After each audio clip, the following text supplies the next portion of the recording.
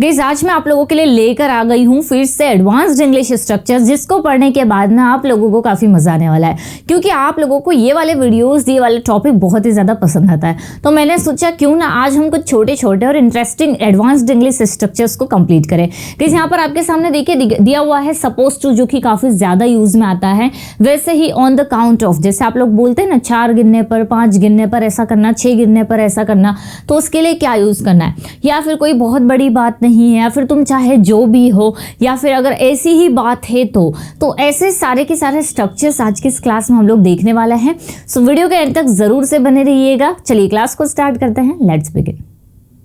किस बात करें हमारे सबसे फर्स्ट स्ट्रक्चर की, जो कि दिया हुआ है सपोज टू। काफ़ी स्टूडेंट्स इसको लेकर कंफ्यूजन में रहते हैं कि सपोज टू का मतलब आखिर होता क्या है। उन्हें लगता है कि सपोज टू मतलब चाहिए। जी बिल्कुल सही कहा आपने, हम चाहिए तो समझ ही सकते हैं। जैसे हम लोग शुड का यूज़ करते हैं सलाह के लिए कि आपको ऐसा करना चाहिए, आपको वहाँ जाना चाहिए, आपको यहाँ आना चाहिए, आपको मोबाइल का यूज़ नहीं करना चाहिए, ठीक उसी तरीके से सपोज टू का यूज़ भी होता है। लेकिन इसको और बेहतर तरीके से समझने के लिए हम ये कह सकते हैं कि इसका यूज़ हम तब करेंगे जब हम किसी से कोई उम्मीद करते हैं। जैसे मैं कह सकती हूँ कि तुमसे उम्मीद है कि तुम ऐसा नहीं करोगे, या तुमसे उम्मीद है कि तुम ऐसा करोगे। ऐसे सेंटेंसेस हम लोग सपोज टू में बनाते हैं। चलिए कुछ एग्जांपल्स देखते हैं। आपको सपोज टू का यूज़ करने से पहले आपको इज एम आर का यूज़ करना है जब भी आप प्रेजेंट की बात करेंगे।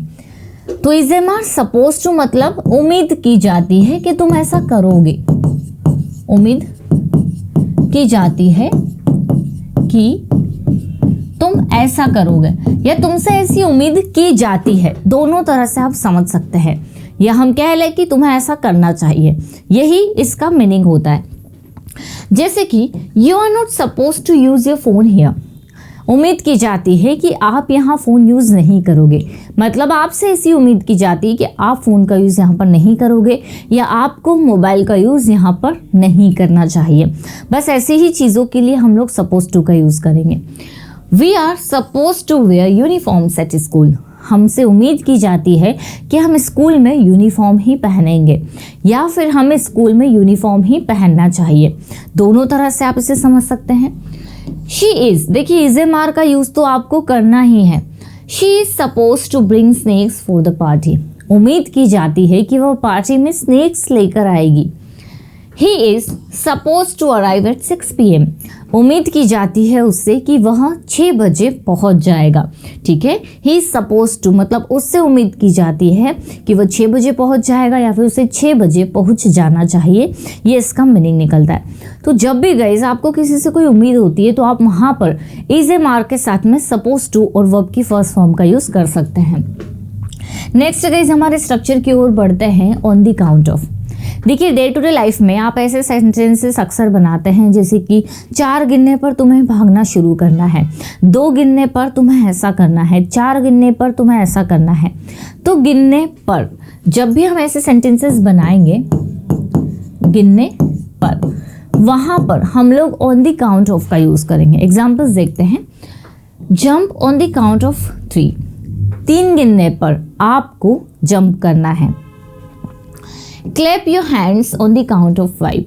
5 गिनने पर आपको ताली बजानी है। Start running on the count of 10। 10 गिनने पर आपको दौड़ना शुरू कर देना है। Hold your breathe and release it on the count of 4। 4 गिनने पर आपको आपकी सांस को रोकना है और छोड़ना है।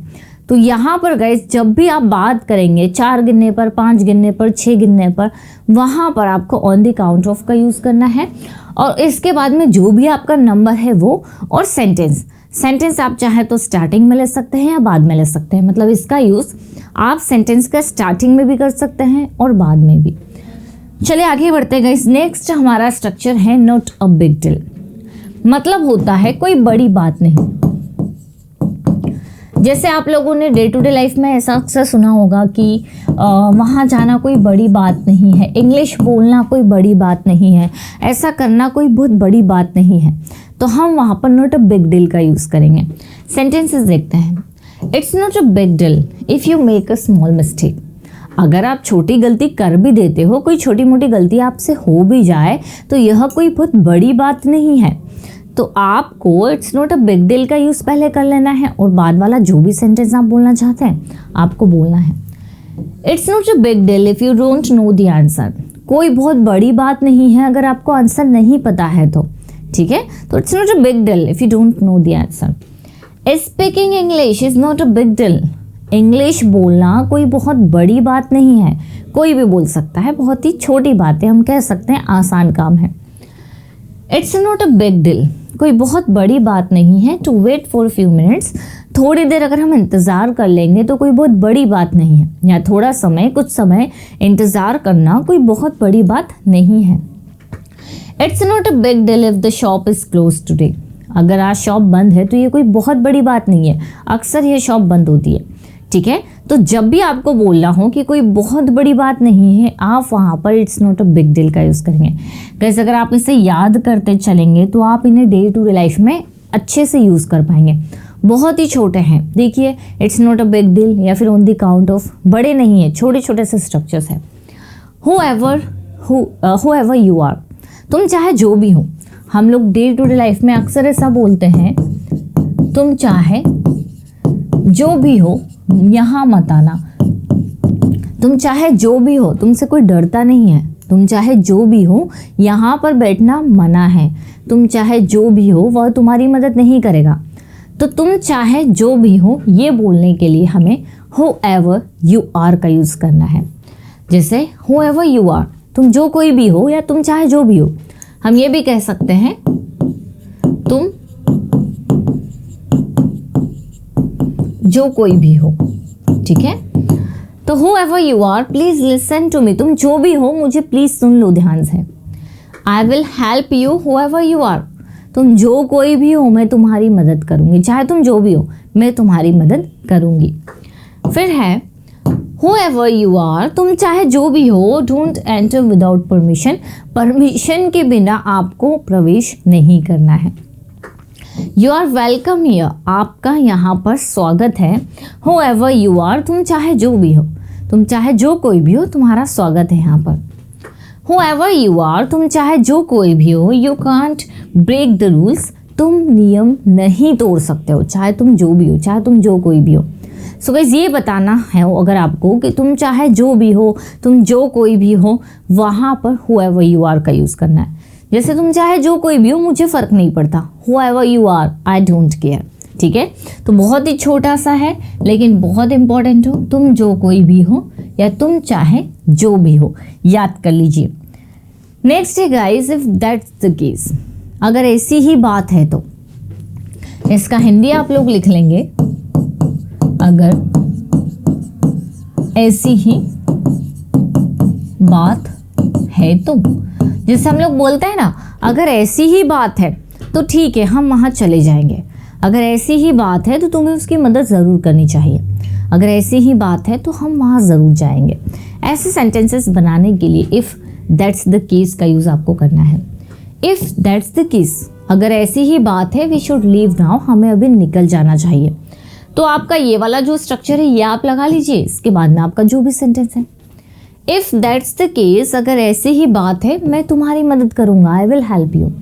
इफ़ दैट्स द केस, अगर ऐसी ही बात है, we can change your plans, हम हमारी योजना बदल सकते हैं, हमारे प्लान्स को चेंज कर सकते हैं। इफ़ दैट्स द केस, अगर ऐसी ही बात है, I am not coming to the party, मैं पार्टी में नहीं आ रही हूँ। If that's the case, we need to talk more, अगर ऐसी ही बात है तो फिर हमें ज़्यादा बात करने की ज़रूरत है। तो वैसे ये भी बहुत छोटा सा फ्रेज हम बोल सकते हैं, स्ट्रक्चर हम लोग बोल सकते हैं, तो आप इसे याद कर लीजिए, डे टू डे लाइफ में इसका बहुत ही ज़्यादा यूज़ होता है। नेक्स्ट गाइस हमारा स्ट्रक्चर है all you care about is. देखिए डे टू डे लाइफ में आप ऐसे ज़रूर बोलते होंगे कि तुम्हें तो बस तुम्हारी ही पड़ी है, तुम्हें तो बस पैसों की ही पड़ी है, उससे तो बस उसकी फैमिली की ही पड़ी है।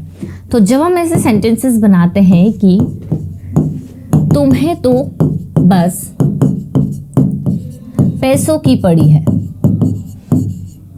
इस तरह के सेंटेंसेस जब हम लोग बनाते हैं तो all you care about is, यहाँ पर यू की जगह आप सब्जेक्ट चेंज कर सकते हैं अगर आप किसी और की बात कर रहे हैं।